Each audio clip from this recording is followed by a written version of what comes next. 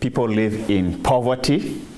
This is at the outskirts, very remote part of South Sudan.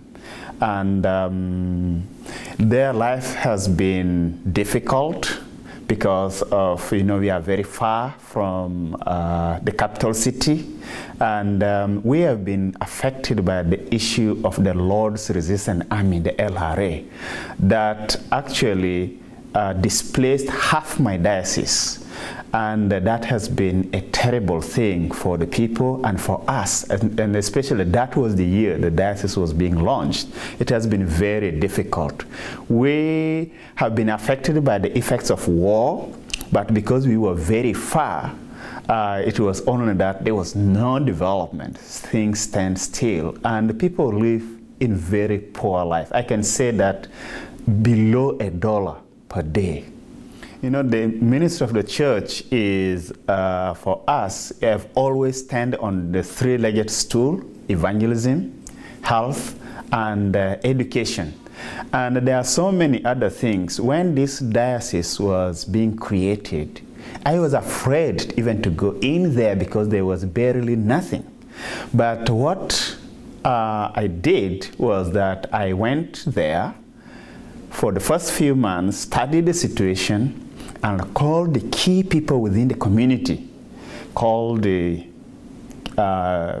clergy, the community leaders, the government, local government leaders, and we had to sit down to plan. I had one question for them. What was in their mind as they were asking the ECS to create a new diocese for them? What are their priorities? And I invited some professionals to come and help us in a 2-week strategic planning workshop, which was broken into two. First 5 days, and then there was a break, and then another 5 days. That 35 people came to sit, and then they were able to explore what was in their hearts, set their priorities. And that was what I brought to the first synod in my first year. In terms of all the things we planned, there are so many ministries. We have the women ministry. We have, in our plan, we need to empower women. Empower women means we need to educate them. We have adult education for them. We need to empower them financially. We have microfinance for them.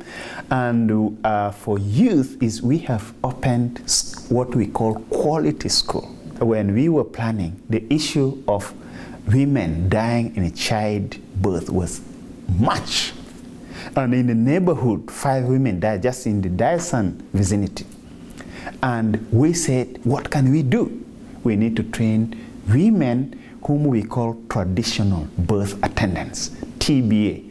And we invited someone from Uganda who is a midwife to come and help. And she has done that. She came, we called them, we trained them, and we were supported by Salisbury Diocese to do that. And really, we are grateful because there has been a change from that time to now.